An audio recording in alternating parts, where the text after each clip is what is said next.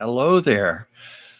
This is the very late Chuck Dransfield. Yes, I know I normally come on at 5 o'clock. As you can see, I'm throwing myself together here, um, picking up things. This is very spur of the moment. I have mentioned many times that I also work.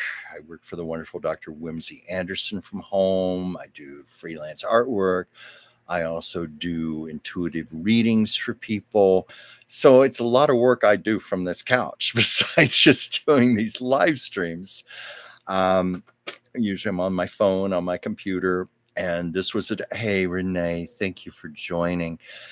So I am terribly, terribly sorry. This must seem so irresponsible. Here it is, 6:24, and it's going to have to be an abbreviated show out of necessity, mostly because I have to leave by 7, and also I don't want to compete with my dear friend Anastasia Pavlov, who has her show at 7 p.m. Pacific time, 10 o'clock Eastern.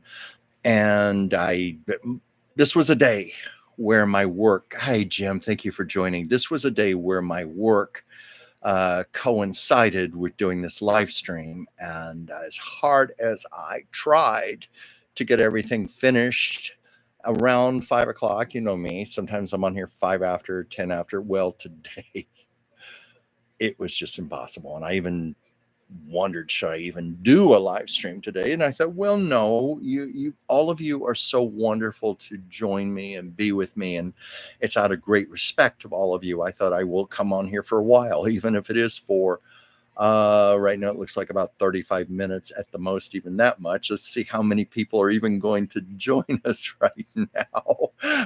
I have Renee and I have Jim, and some others may have given up on me. Joyce Petrus, who has always been very loyal to me and has moderated while I was on the phone with someone. I kept getting text messages. Chuck, are you doing your live stream? I can't find your live stream. I didn't even have time to answer her. But to let you know how busy I have been, yes, I'm still pulling myself together here, my hair and everything. You see me pulling stuff off the couch. The moment I finished my last call, I just got out the laptop, put up the ring light, everything. I thought, I'm just going to go on here and wing it. Obviously, I haven't had time to prepare anything, but let's just see where it goes. I've been so busy today, I will share with you that I have not even eaten my lunch today. And now it's dinner time. I had the sum total of a cup of espresso and a bagel this morning for breakfast, and the day has just been going nonstop ever since then. But I'm running on energy because, I do a lot of things that I love doing. So that in itself is energizing. Uh, Jim, you had a feeling I was probably busy, and thank you for saying you'll never give up on me. That means a lot. It's that very reason why, even in an abbreviated form, I still want to come on here and do something for you because you've all been so good to me in turn. Excuse me for taking a drink here. But these last few days have just been, excuse me, these last few days have been crazy. My work is accelerating for some reason. A lot more people have been asking for readings from me. Dr. Whimsy's business has been going well, so I've been booking a lot of appointments for her and making phone calls and so forth. I've had some art commissions, and I've been cat sitting. It all has happened at once. I have one neighbor with 2 cats, another neighbor with 4 cats, and then of course I don't know where Sasha is right now, but she very much counts as cat number 7. She's down here. Sasha, you want to come up? She'll come up if she wants to. Oh, here she is. Yes, hear that? Meow. Sasha said she wanted to join us. Ward, thank you. Thank you for joining. No, Ward, you haven't missed much. It's mostly me just apologizing for being late because of all my work commitments today. But Sasha just woke up, and I don't know if she wants to stay on camera or not. I don't think so, so I'm going to put her down until she decides. But I was just saying I have been cat sitting for a total of 7 cats. And I'm very respectful of people's privacy. So I'm not going to say anything more than the person one of the people I've been cat sitting for is the granddaughter of a legendary celebrity, but I'm just going to keep it at that. She wants to be private, and I very much respect that. But still, and here comes Sasha again. Well, Sasha, I should just turn the show over to you, shouldn't I? My little silly Siamese. I don't know if you know this, but once upon a time, a few centuries ago, the only way you could own a Siamese cat was if the king of Siam gifted it to you. Yes, it had to be a gift from royalty. And Siamese cats, of course, are royalty, and they know it. And Sasha is always quick to remind me of that fact.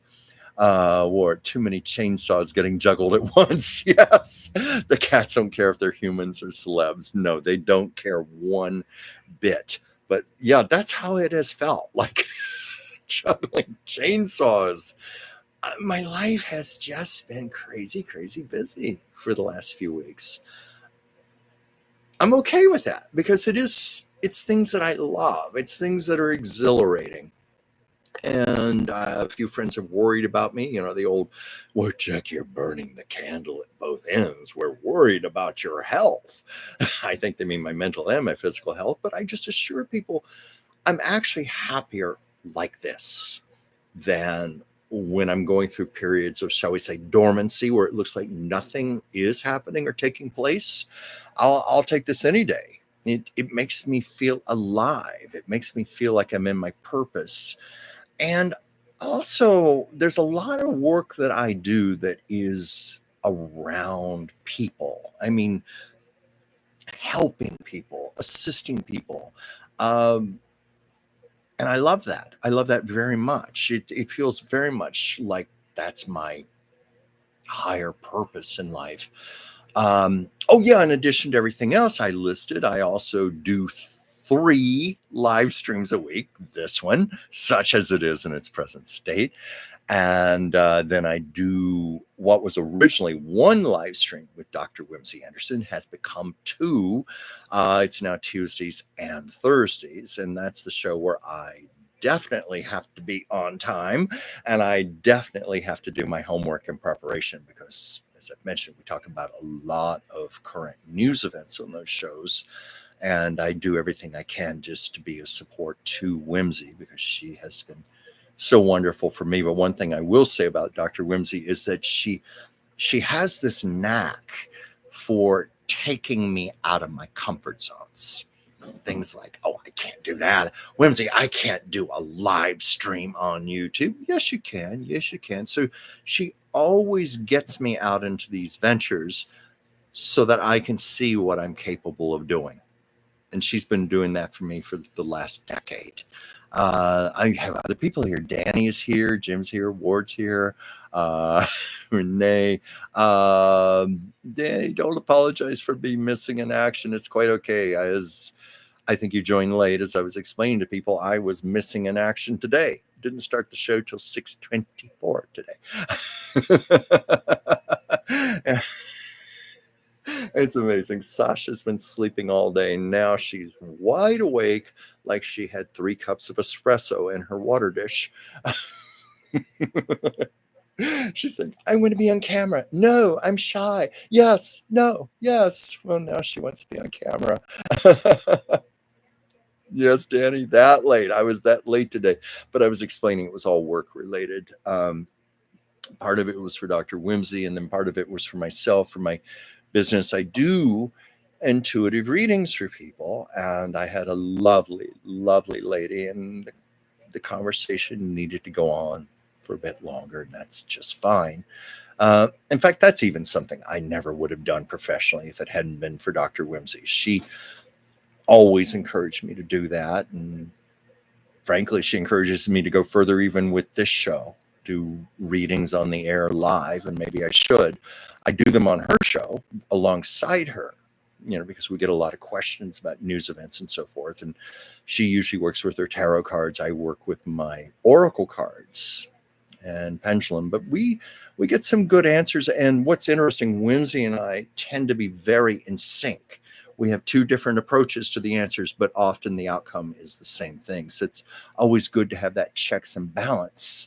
Or while we're here and thinking of it, let's all give Sir Chuck a like. Well, thank you. I would love that. Thank you so much. You all are so good to me. And also, you've been very good to my beloved friend, Anastasia. One of the reasons I'm going to cut my show short, say that 10 times, cut my show short, probably about 5 minutes to 7, is out of respect to her. But so many of you have been wonderful to come over to her show because she's just starting out with this. I've been doing it a couple of years. She's trying to build an audience, a subscriber base. She talks freely about her personal life. So I don't feel like I'm violating anything to say that she went through some crises, a couple of very big crises. Is that right? Crises. 2 months ago, she lost her job, and her jerk of a boyfriend broke up with her the same week. And it left her very devastated. And I was doing the best I could to encourage her because she's such a gifted person, as you've seen. Very intelligent, very talented, very creative. And I thought she'd be a natural fit for a show like this. It would just be good for her to get on and start doing her own live streams and finding her voice, so to speak. And that's what she's doing. And all of you are making a difference for her, helping her tremendously to move on with her life and to discover a new life. I think I predict big things for her. Hi, Valerie. Thank you for joining. Oh, yes, Valerie said we love Anastasia. And Valerie, I don't know when you joined, so I hope you heard my explanation for my egregious tardiness today. Oh, let's see. What was this word? Greetings, Sir Danny. That's very sad for your poor landlady. Oh, I'm so sorry about your landlady, Danny. I don't know the whole story there. Crises. Thank you, Ward. Thank you. I was having what is known as a brain fart. That happens. I've been going since 6 this morning, and I mean going. I told you I haven't even eaten today other than a cup of espresso and a bagel. That's how busy my day's been. So pardon me if I get tongue-tied or I make mistakes like that.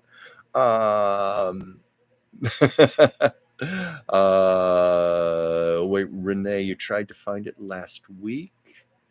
You mean Anastasia's show? I don't know. She does... let me think. Right now she's doing Mondays, Tuesdays, and I should know this. I think it's Fridays. The reason I'm confused myself is because she's been doing a lot of extra shows, just spontaneous live streams. So I forget what her formal schedule is, but you can ask her on her show and she will certainly give you the clear answer there.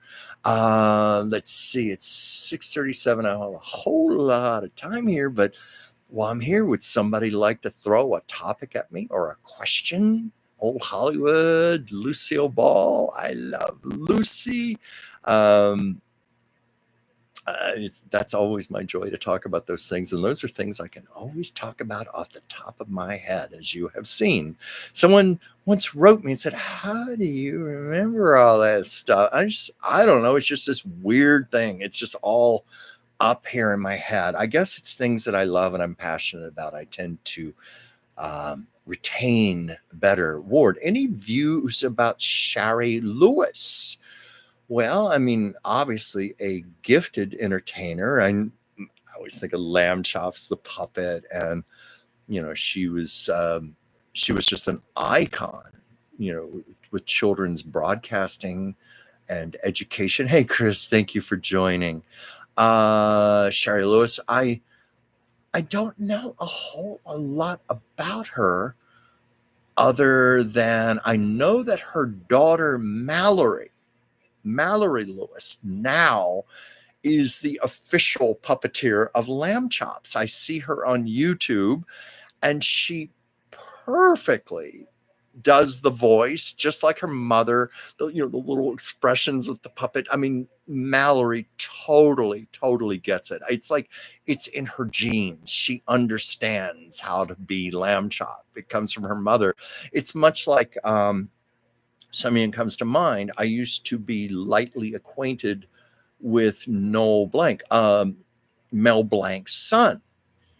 And Noel could do all the voices, like Bugs Bunny and Daffy Duck and all. He could do it just as well as his father. And he and Mel did an interview together back in the 80s. And Mel was talking about it. He said, my son is literally the only one who can do this as well as I do. He's the only one I will entrust these voices to. And he said, it's in the DNA. It's in the genes. It's in our facial structure, our vocal cords. He does it as well as me. And that's kind of like the way it is with Mallory Lewis. I'm trying to think anything else about Sherry. I've heard that she could be very tough. And I'm trying to remember, there was a story once I heard about her. I wish I could think of it. I didn't know anyone was going to ask about her. Yeah, a good lady, Oh, I remember something. This is not really a story. It was when I was living in Richmond, Virginia, and it was after I was out of college. And much to the chagrin of my parents, I was delivering pizzas for Domino's. But, I had to do it because I couldn't find a proper job, and I had to do something. It was either that or horrors, move back home. And 22-year-old me was like, eek, no, I'm not moving back with my mother and father. So I went out and got anything I could get. One job was assistant manager for a shoe store, and that was dreadful. That didn't work out. And then I had a friend who said, why don't you try delivering pizzas? You'll make a ton of money, and it's fun, and it's flexible. Probably enjoyed it too much because I did save up some good money doing that. Made some really good tips. My mother and father were just mortified. Their college graduate son doing that. But anyway, Sherry Lewis was in town. It was Richmond, Virginia, and she was I think she was with the Pop Symphony, and she was going to do a show with lamb chops and everything. And she ordered a pizza at her hotel, and one of my coworkers delivered, and he said, oh my God, she had lamb chops, the puppet, laid out on the bed. He said it was like weird seeing lamb chops lifeless like that. No life, just laid out on the bed, dead. Well, not dead, but you know what I mean? No life, because Sherry Lewis was literally the heart and soul and body embodiment of lamb chops. She'd have her hand inside the sock puppet. But he said that freaked him out a little bit. So I remember that. But mostly Mallory does a beautiful job, and she's on Facebook and social media, and you might want to check her out. I think she does shows around the country with lamb chops, and lamb chops is literally and figuratively speaking in good hands. Yeah, O.C. Ward was talking about Mel Blanc, and I've been by his grave, Hollywood Forever Cemetery, and you may know this or not, but his tombstone says, that's all, folks. Actually says that. Let's see, there were some other comments here. Oh, Joyce, thank you for joining. And Joyce, thank you for your text message. As I was explaining to everybody, I was in the middle of doing a reading for someone on the phone, and I could not answer you back to tell you what was going on. I wrote you later to say, yes, I'm going to do an abbreviated version of the show, and it's abbreviated out of respect and love to all of you. Let's see. What was this? Chris said it's lamb chop nose. Yeah. So I'm sorry I don't have better Sherry Lewis stories for you. If I'd known, I would have done a little research, found out more about her. Oh, wait, there was one. I don't know if anybody ever watched Fran Drescher's show, The Nanny. There was an episode where Sherry Lewis guest starred. And if I remember correctly, lamb chops accidentally got thrown into the washer and dryer or something, and it was creating a crisis for Sherry. What was this word? That must have been like seeing Burr Tillstrom with Kukla and Ollie lying down. Mr. Tillstrom called them his children, not puppets. Yeah. Well, someone who was like that, I don't know if you remember Waylon Flowers and his puppet Madam. It was a marionette puppet. He would operate with poles, and he'd usually have Madam on his shoulder. And I was reading Debbie Reynolds' book. It was a sequel to her autobiography, and she was writing about a lot of her friends, and she was very close with Waylon Flowers. And she said, he literally thought of Madam as a real person, treated her like a real person, like someone with a real soul. She was very real to him. And someone else who was like that, this is really going back to the 1930s and 40s, but remember Edgar Bergen and Charlie McCarthy? Candace Bergen, his daughter, much to her chagrin, said that basically Charlie McCarthy was her brother because her father treated him like he was real. He even had his own bedroom in the house. That's how real he was treated. And she said as a little girl, she felt competitive with that damn marionette. That ventriloquist doll, I should say. And she even called her first autobiography Knock Wood. That's where it came from. So I don't know, but then you watch Edgar Bergen, you watch Sherry Lewis, you watch Waylon Flowers, and it's all on YouTube. They really did treat those puppets like they were real. They made you believe they were real. You believed those puppets had souls and life and personality because they believed it. So it was beautiful, actually. What was this, Valerie? My brain is confused laughing. Oh, yeah.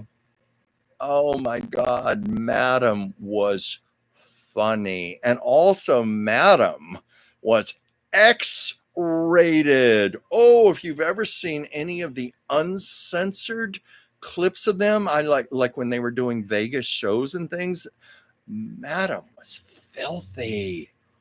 Whoa, the things that would come out of her little wooden mouth. And I remember Waylon Flowers was on a talk show saying, he was telling the story of how he got the Madam puppet, said she was originally a witch. She was a witch puppet. Remember that chin and that nose and everything? And so he gave her a makeover, redid the hair and painted her flesh tone. I think she was originally green and all that, but that was the story of Madam. And let's see, a few years back, because they have a lot of Hollywood memorabilia auctions here in Los Angeles, and this was at Julian's in Beverly Hills. I don't know if it was the Madam puppet. I would imagine he had multiple puppets. Like I understand there were 3 Charlie McCarthys. I know that because one is in the Smithsonian. One, Chris, maybe you can back me up on this. I think it's in I think Chicago has a museum of radio and broadcasting or something. Please correct me if I'm wrong, but I think that's where one of the other Charlie McCarthy dolls is. And then the third one, Candace Bergen has. So that's the story. So I wouldn't surprise me if there were more Madam puppets. But anyway, in the Julian auction, in a big plexiglass case, they had the Madam puppet up for auction. And the puppet was big. I think she was almost 2.5, 3 feet tall, very big puppet. And it was something to see that in person. Yeah. Danny's saying as filthy as Bob Saget and Richard Pryor on A Great Day. Madam could be that filthy. Whoa. I'm trying to think of something she said. But I heard there were people actually walked out of the shows, people who watched Waylon and Madam on television, where you saw at best, the PG rated version, then go in Vegas and then hear all this X-rated talk, all this sex talk coming out of Madam and body stuff. I'm sorry I never saw them perform live. I think that would have been fun. And, speaking of that, Bob Saget, Richard Pryor, we expected that kind of language from him. I don't think we were shocked. But I remember with Bob Saget, of course, he did Full House all those years, and he had this squeaky clean G-rated image, as the all-American dad. And consequently, a lot of people who do sitcoms like that often cannot get work because they become too typecast. And I think Bob Saget knew he had to radically reinvent his image if he had any hope of staying in show business. So I was shocked. It was on one of the cable channels, where you can swear all you want and everything. It was one of the cable channels, and Bob Saget was on. I was hearing this filthy, filthy, filthy language coming out of his mouth, and for him, it was shocking. This is a guy from Full House. He's saying the F word and all this, but I think he just knew he had to reinvent himself. And that's why he took such a radical turn in his life and in his stand-up. Being John Malkovich. Joyce, yeah, the main character was a puppeteer. That's right. Yeah. Yeah, and Danny was just reiterating what you mostly saw about Bob Saget on TV was a PG-rated version of himself, like the game show host, America's Funniest Home Videos. That's the other thing I was going to say. He had a squeaky, squeaky, squeaky clean image, and he turned that on its head. What was this, Danny? Fred Gwynn was a great example in the 80s. In what respect? Do you mean as far as being typecast? That type of thing? I mean, that's a curse of a lot of people who get hit television shows. They're very big for a while, and then when it's over, it's over. And I've gone to a lot of these. Oh, yeah, I know Fred Gwynn played Herman Munster. He was very typecast in that role. One thing Fred Gwynn had going for him in that respect was that he wore that heavy makeup as a character. He, when you saw him without his makeup, he was unrecognizable. His voice was extremely distinctive. There was nothing you could do about that. And he was also very big and tall. If you remember Herman Munster, he was like 7 feet tall or something. And of course, that's because he had the lifts in his boots and everything. But Fred Gwynn was already a very tall man to begin with, so he couldn't help that. But he was so funny on there. And I used to love that show as a kid. And I think I told the story about Yvonne DiCarlo, Lily Munster. I think she had mixed feelings about being typecast on that show. But as you know, she had to wear the heavy makeup, that long fright wig. And even though the show was done in black and white, if you've seen color stills, they wore green foundation makeup. Everybody on that show, with the exception, I guess, of Pat Priest, who played Marilyn, they all had to spend like 2 hours in the makeup chair to get ready for the show. And then when it would come lunchtime, it was just too much work to take that off. So Yvonne was telling a story where they filmed the show at the studio. There was a restaurant across the street, and she just went across the street to get lunch. And her friend Milton Berle was there just by coincidence, and he was a real smart ass, and he saw her in all of her getup, and he goes, "Hey, Yvonne, are you working today?" She told that. I think she had mixed feelings about it. And on the subject of the Munsters, I'm watching the time here. It's 6:52. I'm gonna have to go soon, but a good friend of mine used to date the son of Al Lewis, who played Grandpa Munster. And I was shocked because, when I met him, he was like in his 40s, early 50s. And I just assumed that Al Lewis was elderly when he did the show because he played Grandpa. And he said, "No, my dad was just in his 40s. He was very young. They just put all that makeup on him to make him look like Grandpa." That's all it was. But he told a few stories about being a little boy and visiting the set of the show. And he said, Yvonne was quite the diva. She expected to be treated like the diva on the show. Well, I used to be a movie star. That kind of attitude. So there was that attitude, but she was a beautiful woman, as Ward, you pointed out. And Jim, you're pointing out, yeah, Fred was like 6'5". I knew he was very tall. And then when you had the boots and the lifts, and then he had that Frankenstein thing on top of his head. So that probably made him like 6, 7.5 feet tall on the show. What was this? The Herman boots and about 3 inches of foam on the top of his head to create the square head. Suddenly he was 7 feet tall. I think even taller. He brought so much joy. They all did. That show only lasted 2 seasons. But yet here it is, 60 years later, it's still playing, just 2 seasons. It made an impact and continues to make an impact and continues to spread joy. And I think that's great when you can create a body of work that lives on for you. But I was going to say, and I'm watching the time here because I got to go soon out of respect to Anastasia's show. But I was saying about how people get typecast on shows and then don't end up working. And I've been to a lot of the memorabilia shows, the Hollywood shows, and these things travel the country now, where people who used to be big on shows will sit at tables and they'll, for a fee, they'll autograph a picture for you, they'll pose for a photo. And whenever going to those shows, I see so many actors who just aren't working anymore. This is how they're supporting themselves. Some of them, not all, but some of them are supporting themselves, traveling the country, doing these autograph shows, selling their autographs. But at least they have something. They at least made a name for a while, and they did create a legacy. And yes, someone was mentioning here, the Munsters movie was in color. Yeah, I remember that movie. Award, Mr. Lewis actually added 13 years to his official age. Yeah. That's why I was so surprised when I met his son and saw how young he was. Danny was saying some actors wear special stilts to make them appear taller, and they appear. Oh yeah, that goes on a lot. The actor Alan Ladd, back in the primarily a big 1940s actor, he was very short. I don't know his specific height, but he was like 5'3", 5'4", something. It was kind of like Mickey Rooney. So when he would work with his leading ladies, many times he would have to wear big stilts, big platforms on his shoes.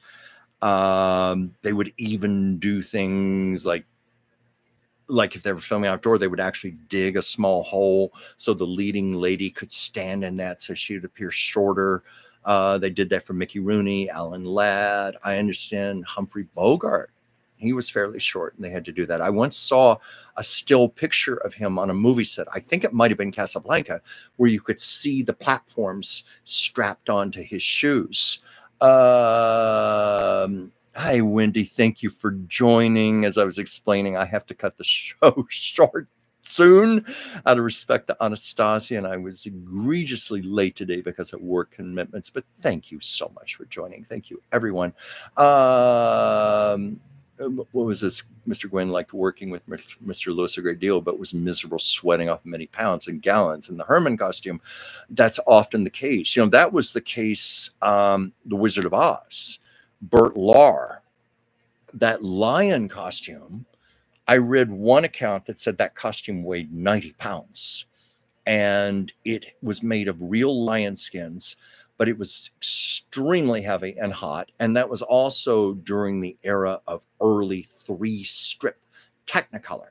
You had a camera with 3 strips of film, one for red, one for blue, one for yellow, and then it was all sandwiched together, and that's how you got a Technicolor print.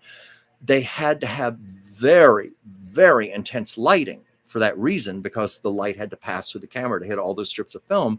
So it was not unusual for a set like the Wizard of Oz to get over 100 degrees. And I read that poor Bert Lahr, he'd take that costume off and it would just be soaking wet with perspiration. Poor man. That's often the case with those costumes. Oh, yeah, Ward saying that about Barbara Feldon. 99 on Get Smart once said she was the only actress with calluses on her ankles from slouching.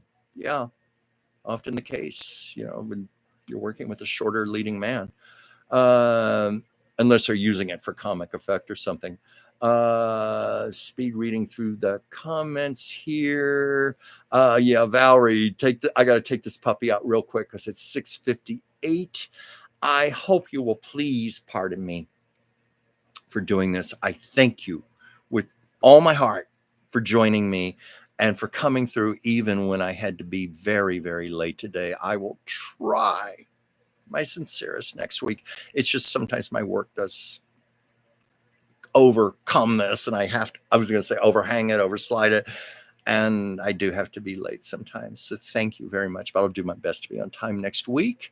And so I am going to sign out at 6:59, just enough time for you now to go over to the double feature. I almost feel like I should do an introduction. Folks, I give you Anastasia Pavlov and the Sacred Spears. So thank you for being with me, and I'll see you next week. Bye.